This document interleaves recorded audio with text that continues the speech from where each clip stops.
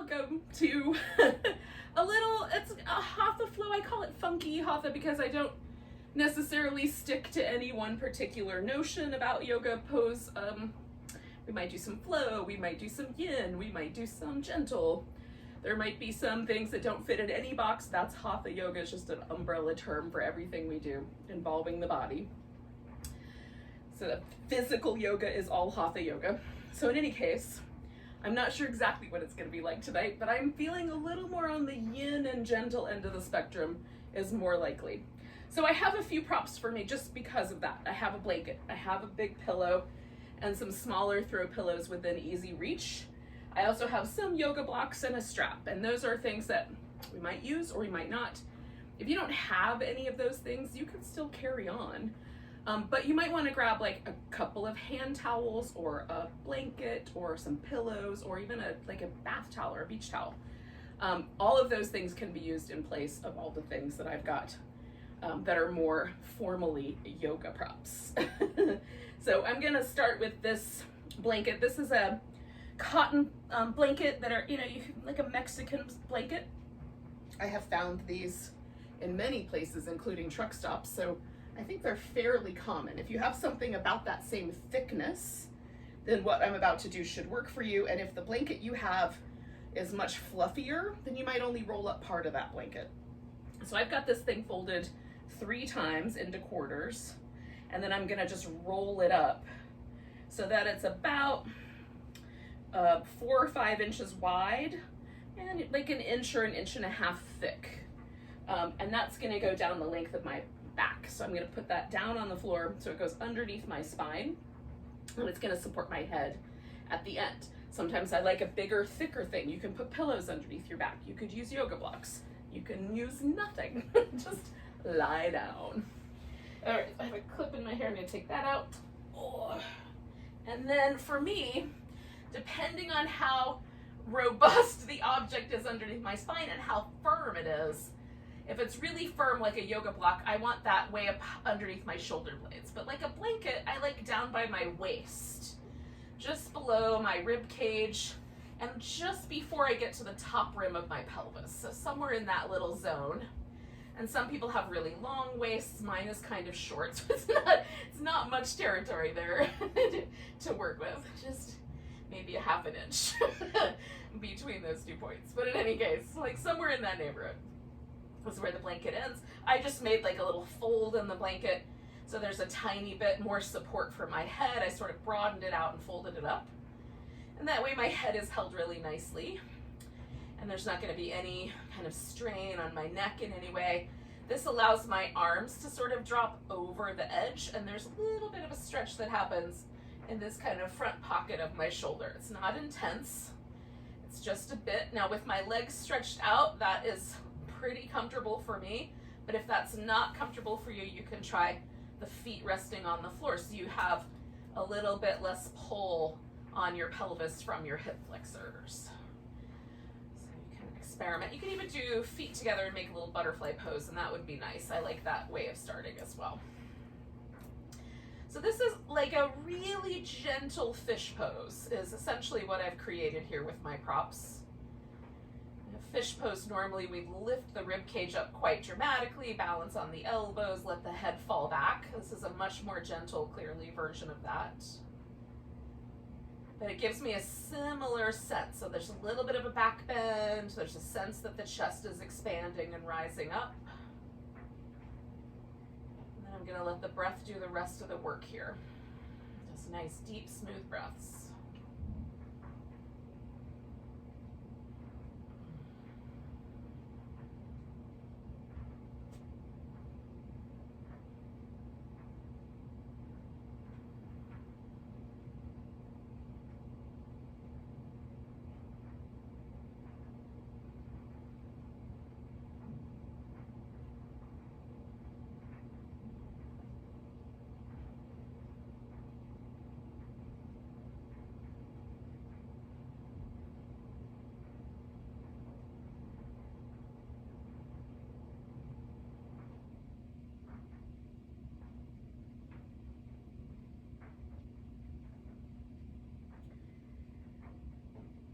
breathe like maybe for another minute or so. It's maybe somewhere between 8 and 16 breaths, depending on how fast you breathe. So I'm gonna expand my rib cage and let the breath gently fall out, but I'm gonna actively expand through the ribs. This just gives me a little bit more room in between. It gets my intercostal muscles moving.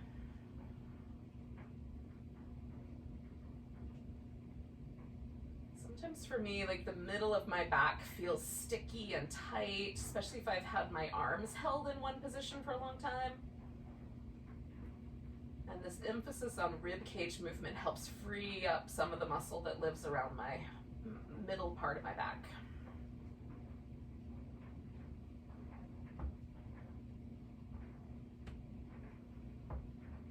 And relaxing on the exhale, so just letting the exhale fall out.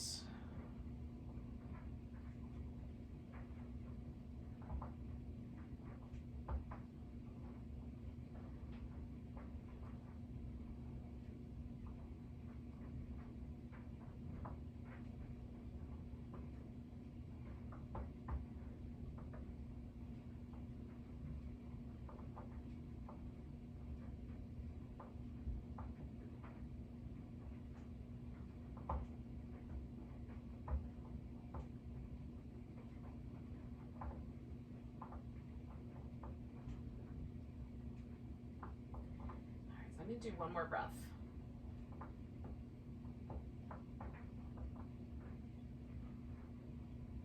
So from here on out, I'm just gonna let the breath come and go. I'm gonna watch it from time to time. I might check in with it, but mostly I'm gonna pay attention to other things. So I'm not doing that really dramatic increase in the ribs for now. So rolling to the side, I'm gonna slip this blanket out from underneath me. Ooh. You can leave a pillow under your head if that feels like a better idea for you. After I get the hair out of my eyelashes, with this setup, I've got my feet resting in constructive rest so that the legs feel like they're kind of heavy and relaxed. I don't feel any external muscles kind of gripping or any inner thigh muscles gripping to try to hold me steady there. It's just very simple. So I'm just letting myself relax here. I'm letting my shoulders expand, letting my back kind of settle, and noticing the impact of having had that blanket underneath. Sometimes I find I have a preference for like a blanket or a pillow or the yoga blocks, but usually for me, they're sort of the same, but slightly different. And so it's really, I like all of them, right? I like all of the landscape. So with a blanket, it sort of feels like it leaves this little impression right down the middle of my spine, like it's not quite touching the ground. So I just wait for it to feel like my middle part of my back sort of returns to the floor, and that gentle release feels like an expansion. So notice what's true for you. Like, how does it feel for you to come out of that? And if you always like the blanket, or you always hate the blocks or whatever it is, then you'll develop a sense of what your preference is. If you don't have any preference, just shake it up from time to time and do different things. Now, while we're here, we're gonna do a little bit of core work, but we're gonna do a little bit of stuff for the shoulders as well. So we just wanna make sure that you can reach over your head without running into any furniture. I'm gonna wiggle down my mat a little bit so I got a little more room. And with the legs resting in a comfortable position, and you can have yours straight out if you want. This is the least problematic. It has the least amount of pull on the pelvis, the least amount of torque on the spine. So that's the reason I choose this constructive rest position, because it's very neutral, but you know, maybe your body will allow neutrality to happen with straight legs. So figure that out for yourself.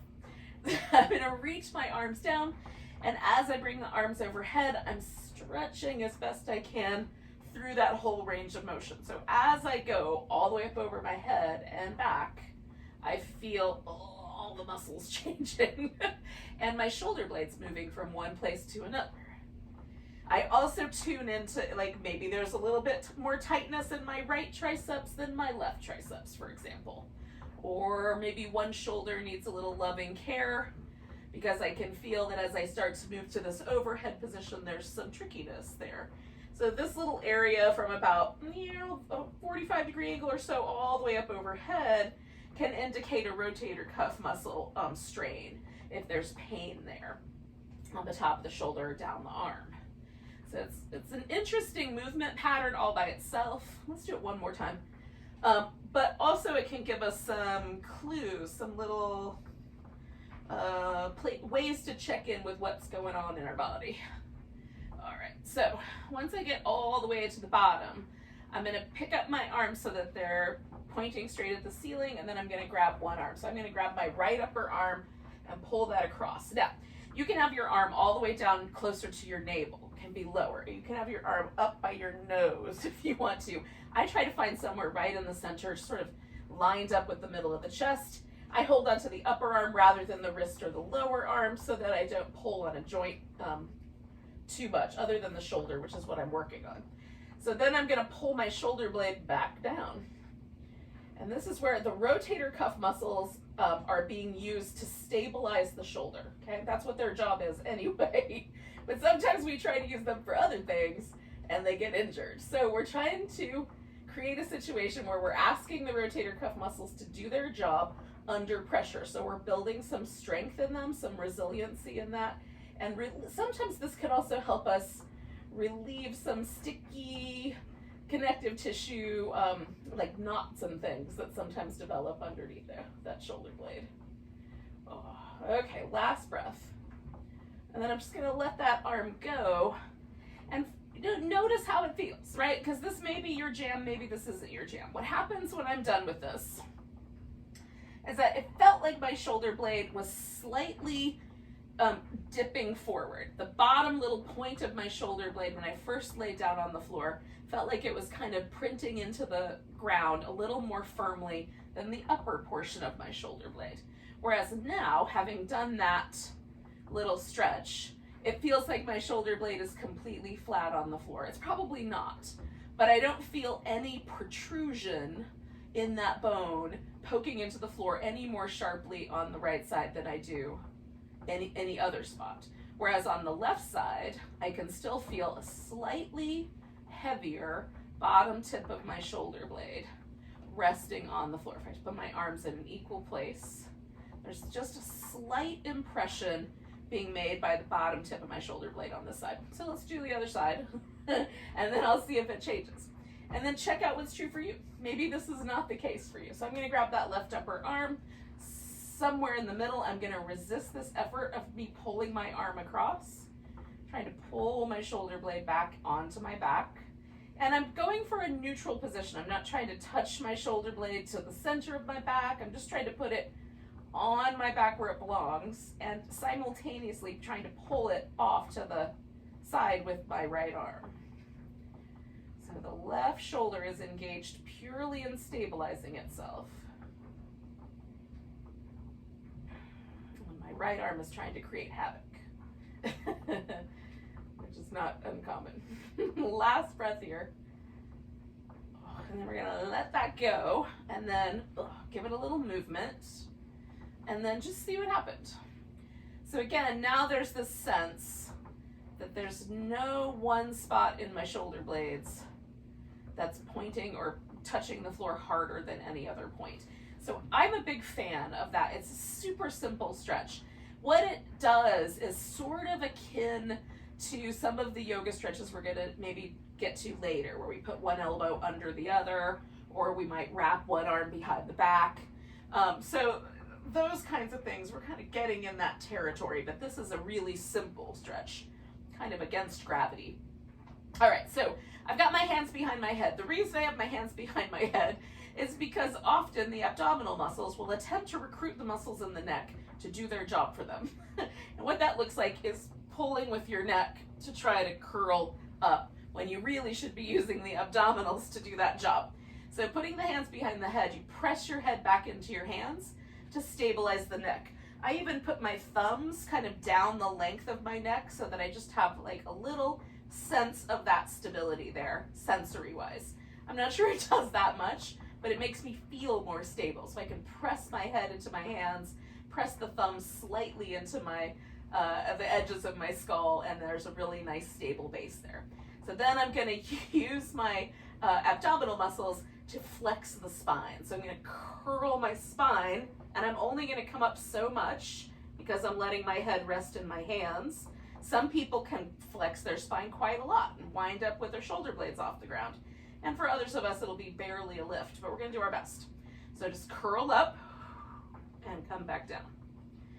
Curl up, come back down. Curl up,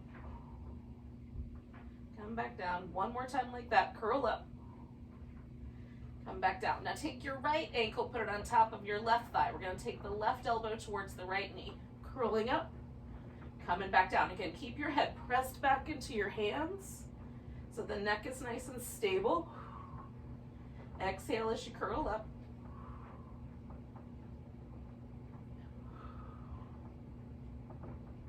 Two more.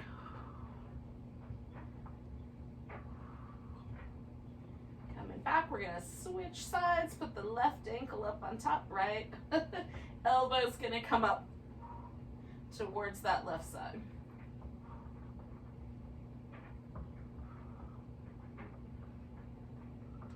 Keep your head nice and stable.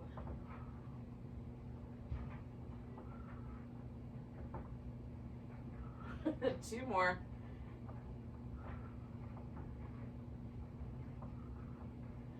And then we come back. Untangling from my hair and releasing my leg back. Now I'm just in this kind of stable place. So just notice what happens. So this is really simple abdominal work. We're not asking the abs to do a ton of work, but can you feel how there's a kind of nice, pleasant warmth to that area? And we're just kind of getting ourselves, especially if we have spent the entire winter mostly not doing core work. It's a great, so maybe not since the Christmas challenge, but it's a great little way to just start getting those muscles back into movement without causing any trouble for ourselves. Okay, so take a yoga strap if you care to and put it nearby. We're gonna take this right leg and just cross it back over, and you can cross your knees over top of each other, your shin over top, or your ankle, right? You can just put it wherever you'd like. And then we're gonna take a little side to side movement pattern. I might have to move just a bit. Okay. So we're gonna go over to the right and then over to the left. So it's a twist in the spine with this little extra hip adjustment, a little external rotation to the hip. Now you might only go a couple of inches. You might go to the point where your foot or your knee touches the ground. There's a bunch of territory in between, so you're just gonna work whatever territory is the right amount for you.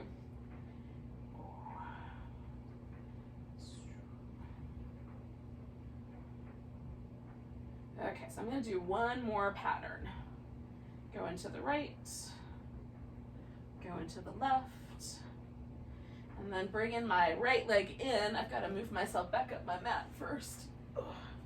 And then I'll grab my right leg. Now I'm just gonna hold on to the leg.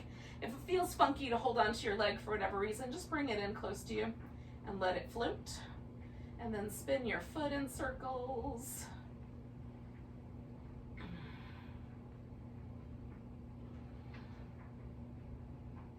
I'm gonna circle the opposite direction.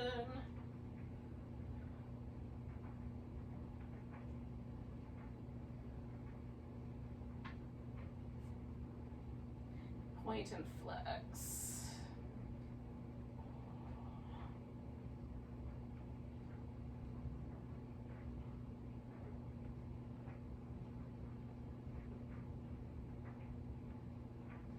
All right. Now, we're going to extend this leg. You can hold on to it on the back of your thigh. You can hold on with your peace sign fingers. You can use a strap to put over your foot and hold on to the strap. So that's entirely up to you. This leg that is left on the floor, you can be super passive with, just let it relax, or you can turn that leg so the toes point straight up, bend the knee slightly, kind of dig the heel into the ground, and just hug all the muscles to the bones. So you can do either. I'm gonna go for a more passive leg over there, but you could do either. I'm gonna take about 10 deep breaths here.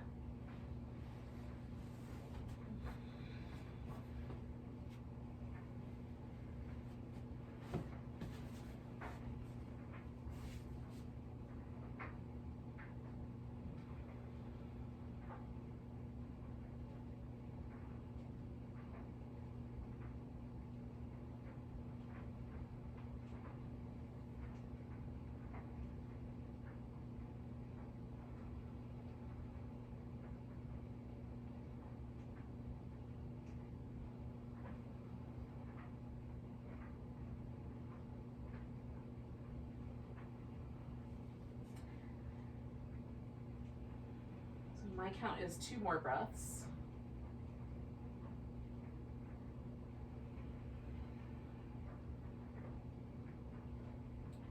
Now I'm taking the leg on the exhale out to the side. So I've got a pillow here to help me kind of find a place to rest my leg. If you've got furniture or a wall, you can use that to rest your leg, or maybe your leg just hangs out in space. Again, we'll take about 10 breaths here. Add support as you like.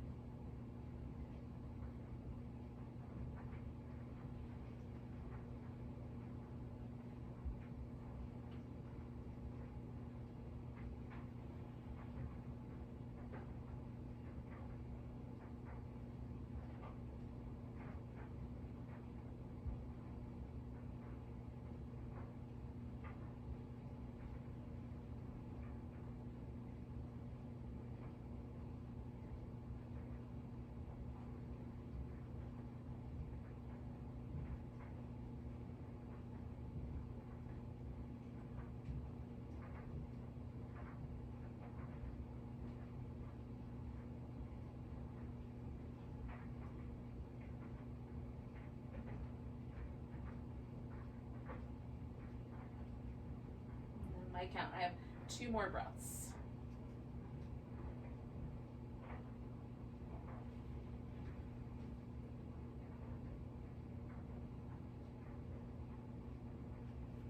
All right, so I'm gonna come back to the center. I'm gonna bend my left knee, put my left foot on the floor.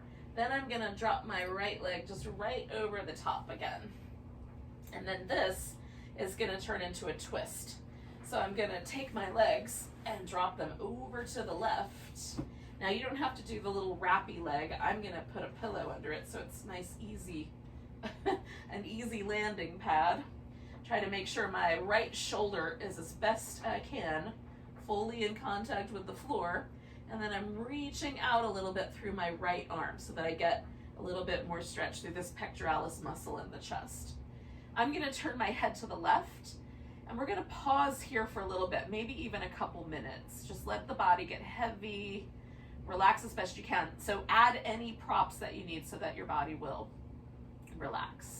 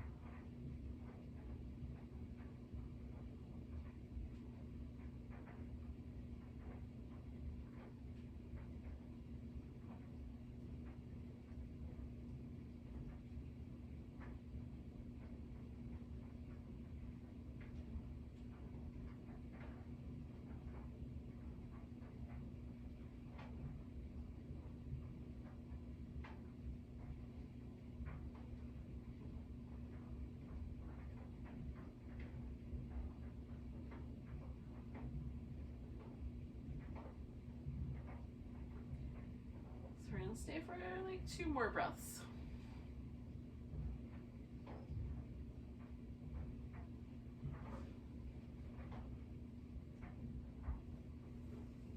All right, so I'm gonna really gently just kind of bring myself back with my top leg, and without doing anything else, just for a moment, just resting. So you can rest with your feet on the floor or your legs stretched out and kind of check in with how things are going. Is there a difference between the 2 sides? Is that pleasant or unpleasant? Taking some nice deep breaths. Just resettling ourselves here in this moment. Sometimes when I hold a pose for a while, my brain will start to wander off and create little scenarios for itself. Make lists and imagine things, blah, blah, blah. So just coming back home.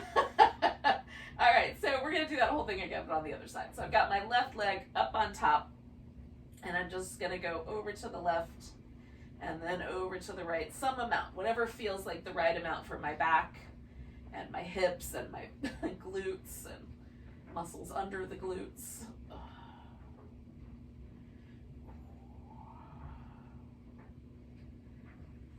Sometimes there's like a little bit of stiffness or tightness that I can perceive, like along the sides of the waist or something like that. So we're just working with whatever landscape we're in right now. We get to pick sort of how we respond to what's going on in our body. We don't always get to pick what those sensations are. I'm gonna do this one more time.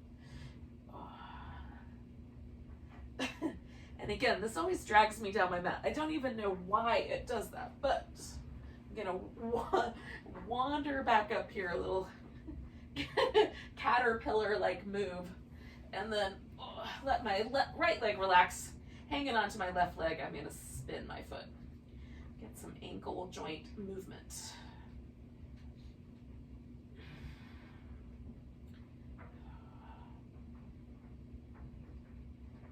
All right, go in the opposite direction.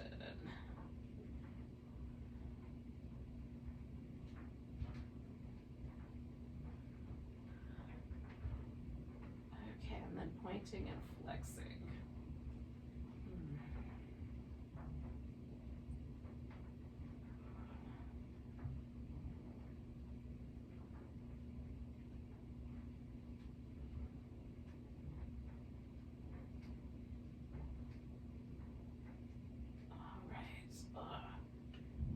Sometimes it feels good just to hug that leg in.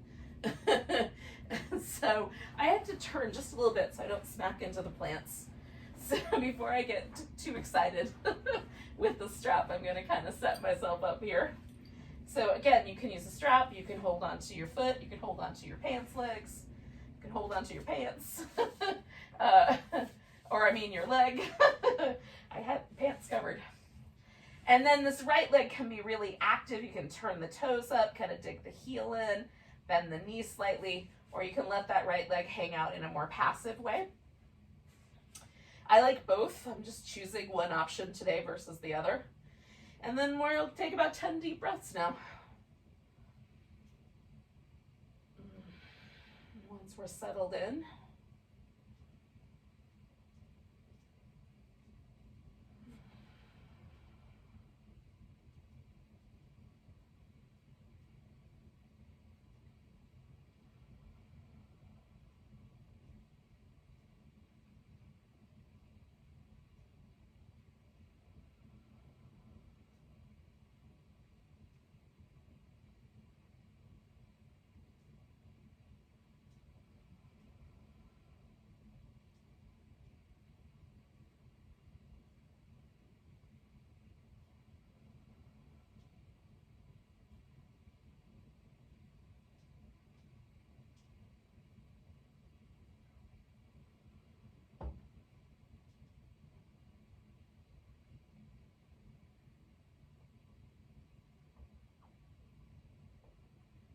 so I've got 2 more breaths here.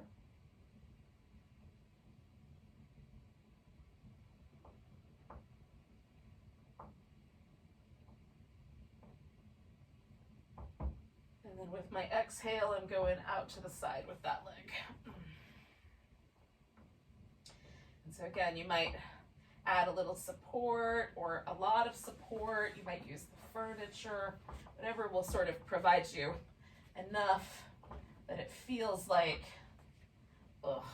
your inner thigh is stretching just the right amount.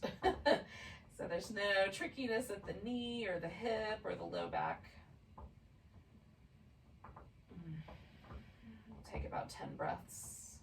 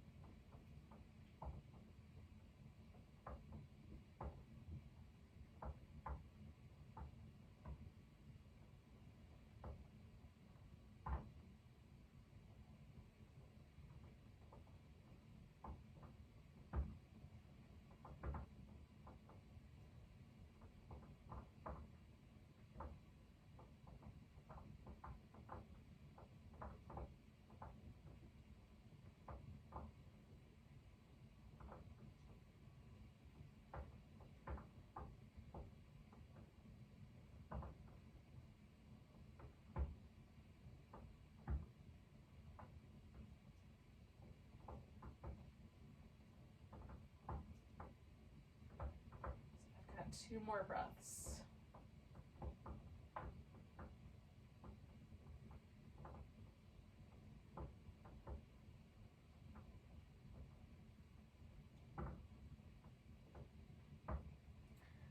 So with my exhale, I'm just gonna draw my right foot to the ground. I'm gonna bring this left ankle over so it hangs out there with the right. Just putting that leg over top of the other one. And I've got my knees a little closer together, but you can have it any way you like. And again, I'm gonna stick a little pillow under here and then bring the legs over into a twist and get my upper back, and most importantly, my left shoulder as best I can on the floor. And this is where the pillows or adding some extra support under the legs can be especially useful, because it will help keep your body stable so that your shoulder can land on the ground.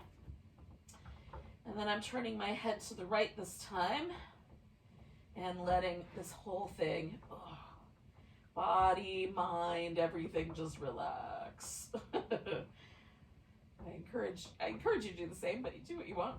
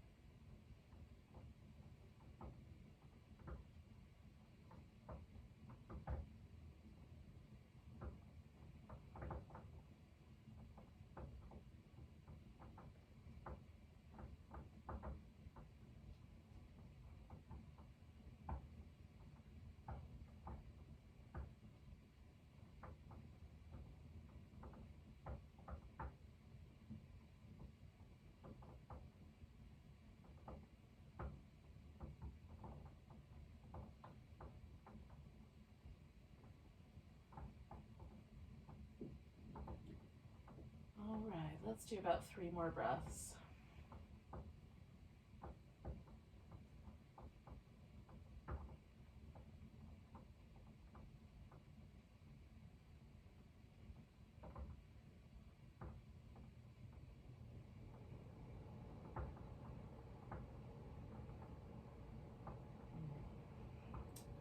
So I'm gonna really gently just bring that top leg back.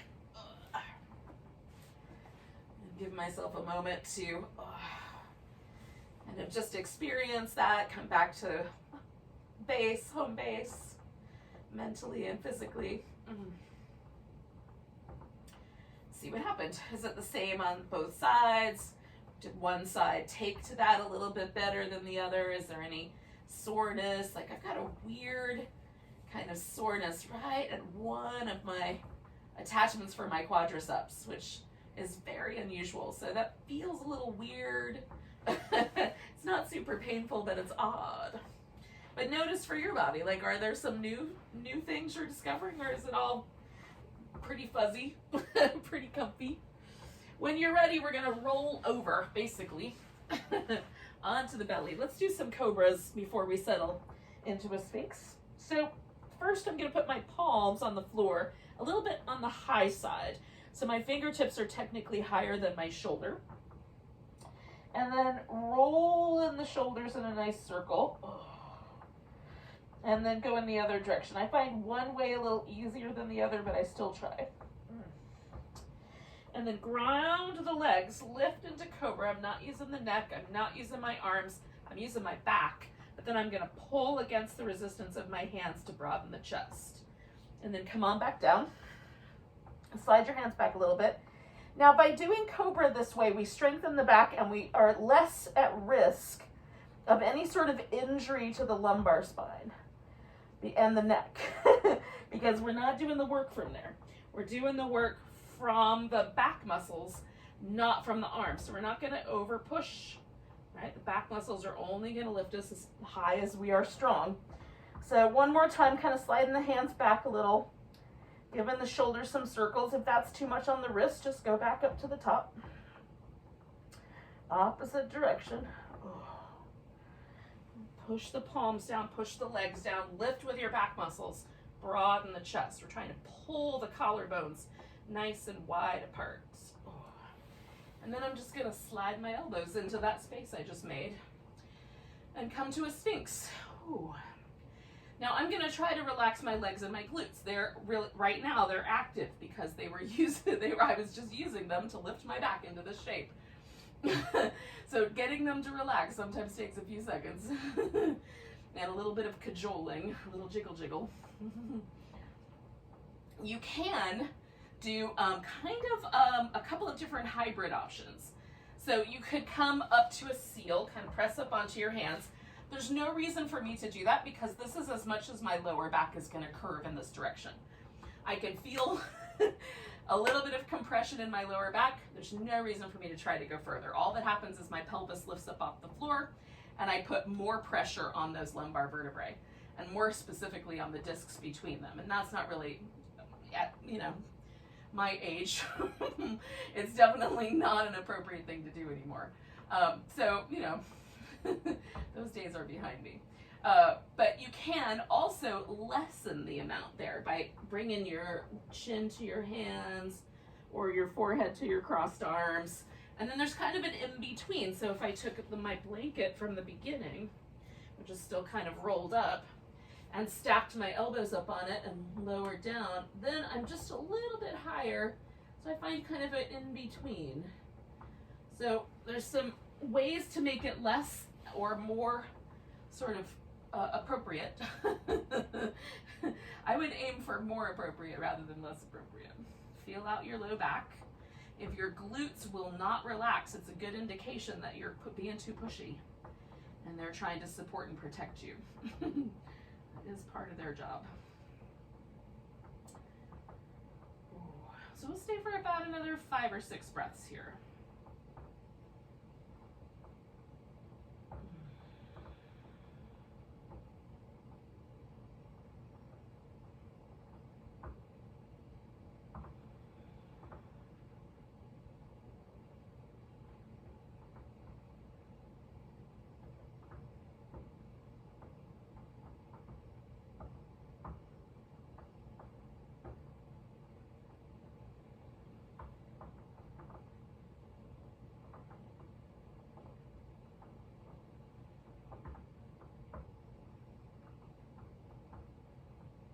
So I'm going to take one more big breath. And then I'm going to lower myself down, just do some little windshield wipery moves. And then I'm going to take myself back to a child's pose. And I'm going to stay with that child's pose for a couple minutes, about the same length of time that I just did that Sphinx. So for that reason, I'm going to include a pillow. And if your shins or the tops of your feet or your knees are tight, you might want to put a little pillow or a little blanket underneath your knees instead of under your chest. So I'm going to go for, first, getting my clothes back on straight, and then 2, settling into child's pose as best I can. So this is a comfortable pose for me with support. Without support, it's comfortable if I extend the arms overhead. Some people love to do child's pose with their arms resting back. And that's pretty comfy for me with the pillow, but it's not as comfy without the pillow, right? So you're just gonna pick an arm position that helps support you. Some of us are gonna find our hips go right to the heels and the legs carry most of the weight. And then others of us, we will find compression where the calf and the thigh touch long before the hips all make their way to the heel. And if that's the case, it kind of pushes the weight towards your head.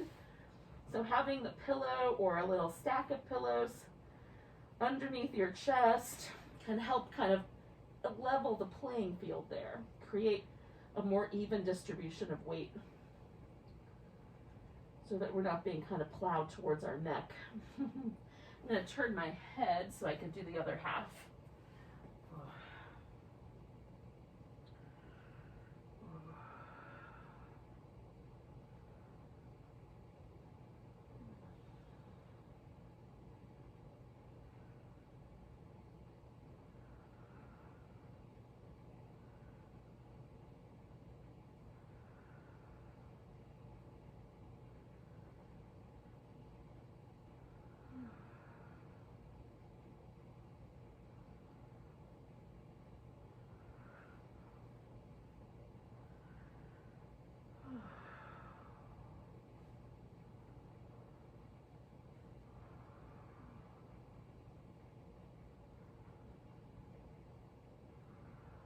Two more breaths, yogis.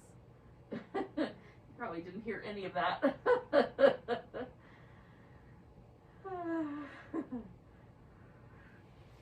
I just spoke into my armpit, so if you didn't hear that, take a big breath. And then we'll come up to all fours here. Oh, now, you can do some little cat shapes if you like with your back, up and down. Those feel really nice to me.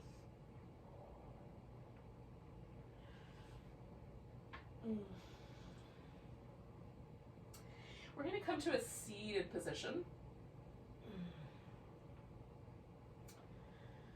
So when you're ready, when you've done enough of those little cats to feel nice and delicious, then come to a seated position. And we're going to start just as simple a seated position as you care to do. So right now, just cross-legged. And then we'll just check in again with the neck and the shoulders, and we'll try to get the spine sort of aligned. Now I'm going to keep this simple cross-legged position. You may want to bring your knee up or even bring the foot around the outside edge so that you have a much tighter wrap to the legs, similar to what we did when we were laying on the floor where we had one leg over the other.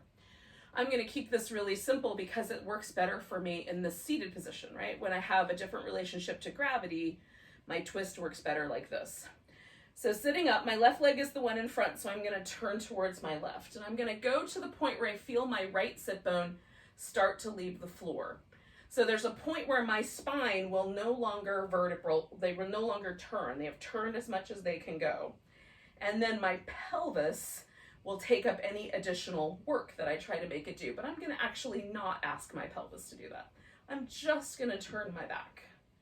Because I've already done a thing for my pelvis with the last twist that we did by throwing the legs around.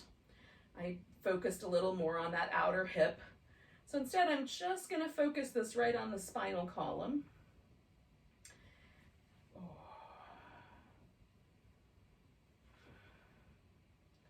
And now that I've been here a little bit, there's like a tiny bit more room for my upper back to turn, just a notch. So I'm going to take up that slack. Just going to move my head from one side to the other for a couple rounds here.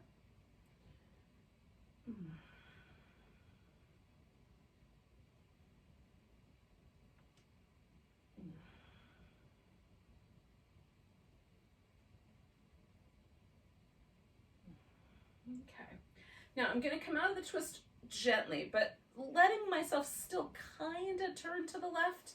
I'm going to slide my right leg out straight. Bring in this left foot in however much it wants to go. I'm going to slide this blanket in underneath both my knees just for extra support. And then still sort of turning to the left a bit, I'm going to side bend out over this right leg. Now, sometimes I like to hold on to the foot. Sometimes the big toe, sometimes the ankle. Sometimes I like to put my elbow on the inner thigh and kind of press in and then push my thigh into my elbow so I can really engage the muscles there in my leg. Sometimes I like to hold on to my opposite ankle. Sometimes the hand out to the side. So you can experiment as we're here. But my spine is now bent to the side. I am doing what is called side flexion. I've got this left arm that I am free to bring behind my back, or I can let it kind of rest, or today I'm going to turn it so my palm is up I'm going to bring it up over my ear and then rotate just a little bit through my shoulder so my pinky starts to wind up turning down, not turning from the wrist, but actually from the shoulder. And that way I sort of get a little bit of stretch through my latissimus dorsi muscle, which is this big muscle that starts down near the waist and sort of goes like a fan up toward the shoulder. It gets broader as it hits the shoulder area.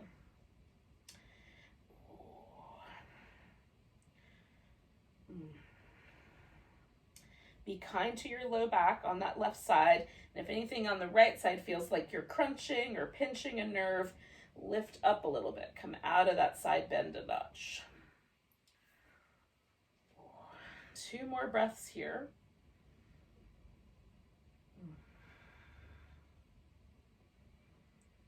Now, to come out, I'm going to pull back a little bit through my left arm. I don't think that really helps much, but it does sort of align me shoulder-wise in that direction. And it still feels like I'm bending to my right, so I'm not going anywhere just yet. I'm just going to pause here in the center and let things change.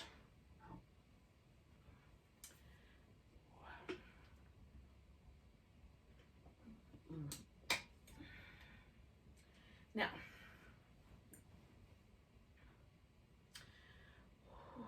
almost there.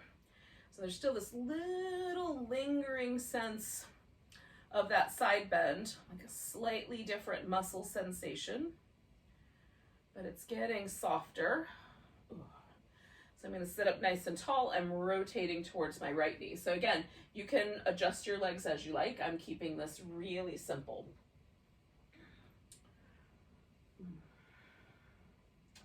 Hips nice and stable.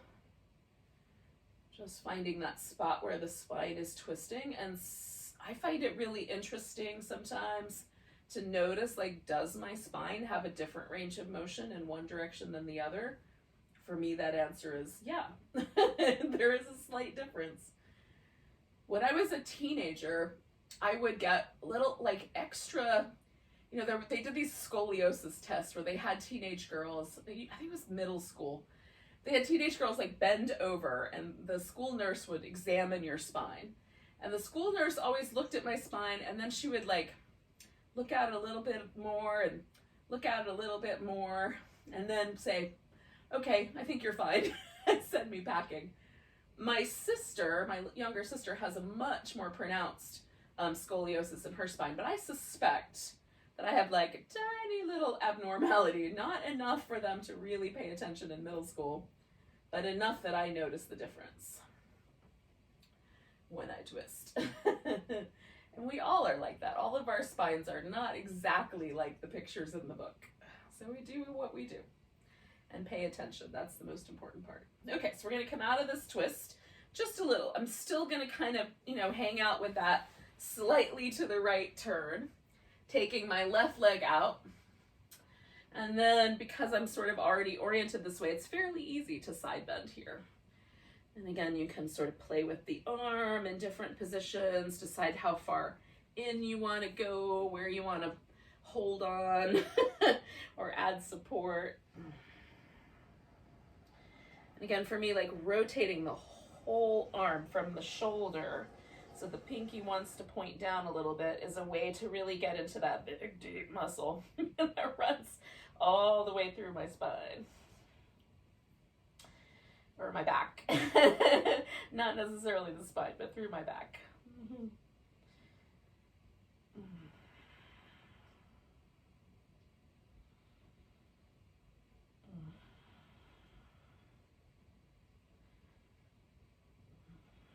So let's do 2 more, maybe 3 more big breaths.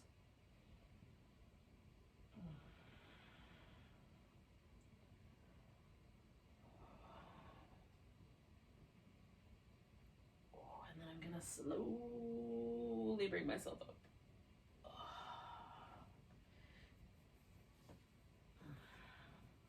Now I'm not gonna go too far. Just far enough to let myself settle, right? So that there is a little more neutral sense in the legs. maybe neutral is the wrong word, evenness. They're even. One leg is not doing something different than the other leg. Okay, now I've got my feet together, but I've got kind of a diamond shape here. You can make a longer diamond with the feet further out. You can bring your heels right up in against the groin so your calves and your thighs really squish together. I'm gonna do this little like lean forward shimmy, lean forward shimmy, lean forward shimmy, so I can get my hips all the way rotated forward. And then just find what's comfortable for the knees, right? Sometimes for me, putting a blanket under the shin bones helps. Sometimes I like it under the thigh bones.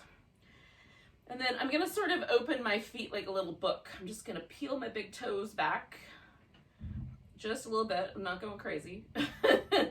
It's like maybe the secret of the universe is written here on the sole of my foot.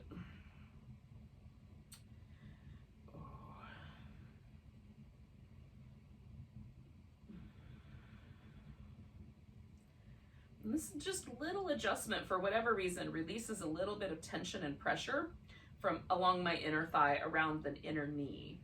See if it's true for you. You can let your feet go and see if something changes. For me, there's like just a slightly pleasant release of tension by holding the feet in this position. Most likely there's a fascial connection there that I'm gently manipulating. So I'm gonna do 3 more breaths.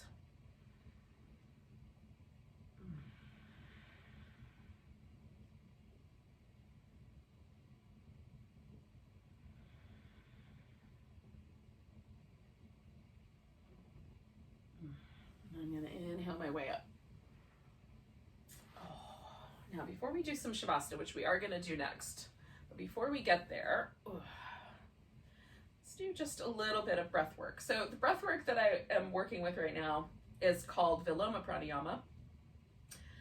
Pranayama just indicates that we're sort of playing with the breath, but also with our kind of energy levels. And Viloma means pushing against the grain breath.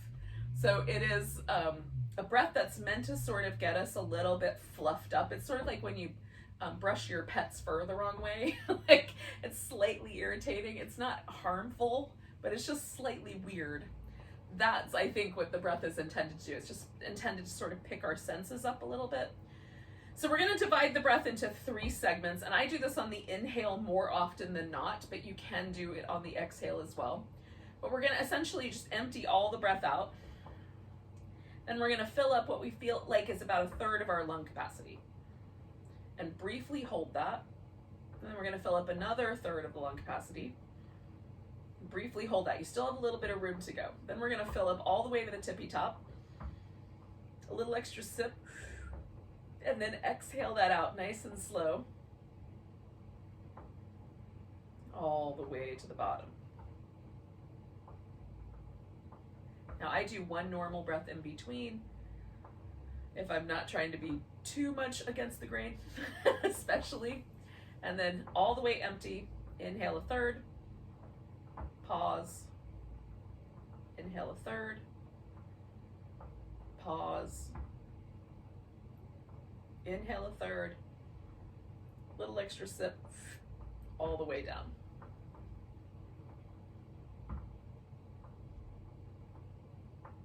Normal breath in between. So that's the idea. Now, try not to hold any tension in your body or in your throat while you're holding. It's just a really gentle pause. Keep the face relaxed, keep your mouth relaxed, keep your shoulders relaxed, so that there's not too, again, like, it can be too enervating. So we just want it to be like interesting, just to pique our senses a little bit. Do 3 more rounds on your own.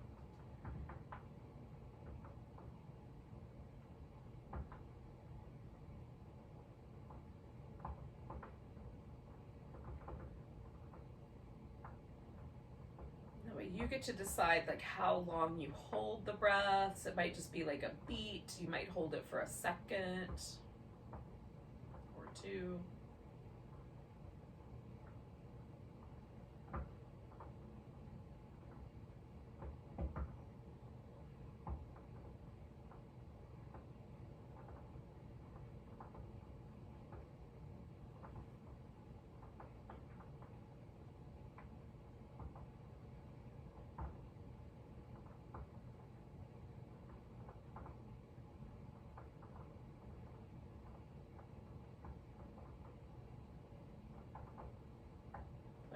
more around to go.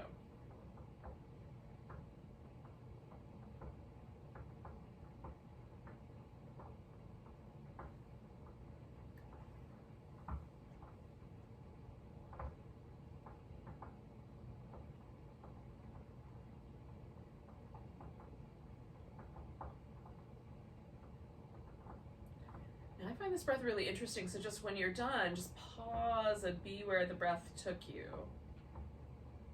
And just notice kind of what has occurred. I find myself much more sensitive to the movements of the breath. And because that breath makes me really keenly aware of like when my ribs stop expanding and that sensation of the muscles in between my ribs and right up here in the front of the chest, and the shoulders themselves, like all of those muscles kind of are helpful in taking those really deep breaths. But all of them, I can kind of feel the capacity that I have for that. And feeling that kind of edginess is very interesting, right? So then the release of that pressure. So it kind of clues me in on how I sometimes carry tension around my back, my chest, my shoulders that are in fact inhibiting the breath patterns that I would normally have, right? They're creating like a restriction to my natural breath, which is interesting. So in any case, it's time for some relaxation. So I'm gonna use a blanket as a pillow, and I'm gonna put a pillow under my legs. And I'm feeling fairly toasty and warm in my house today, so I'm not gonna cover with a blanket, but if it's chilly where you are, cover your body with a blanket so you're nice and toasty.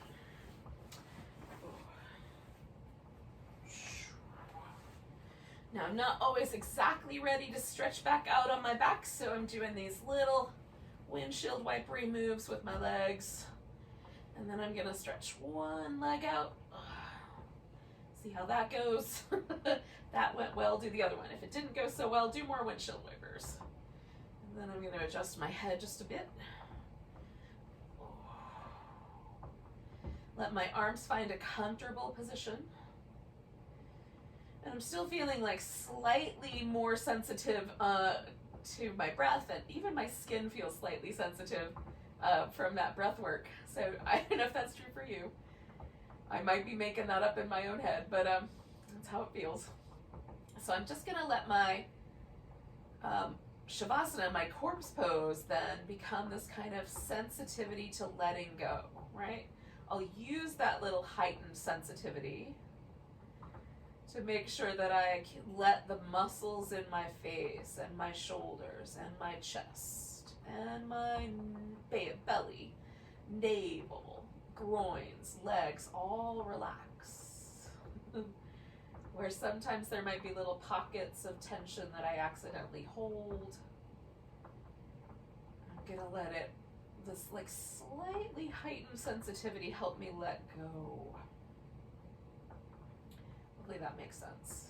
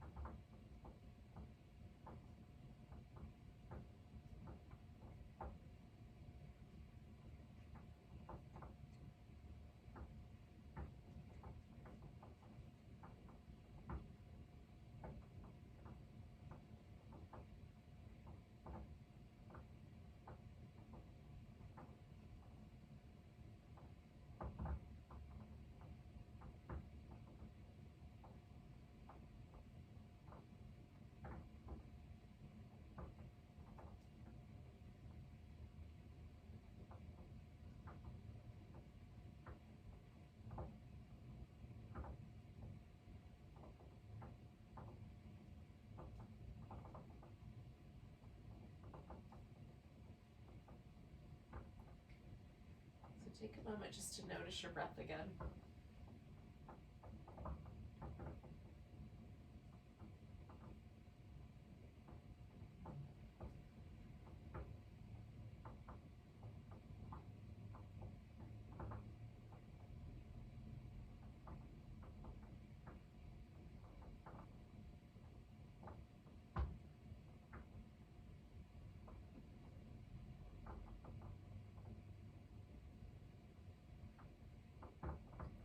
Take a nice deep breath all the way down to your tiptoes. Let it go with a deep sigh. When you're ready, you can jiggle and wiggle and stretch out. Oh. Oh.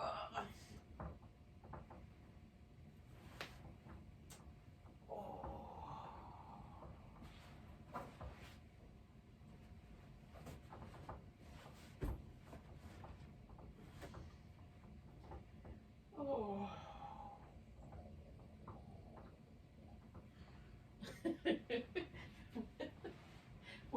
With or without strange groaning sounds, when you're ready, you can come to a seated position.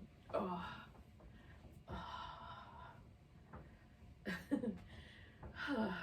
Thank you so much for joining me for tonight's yoga practice.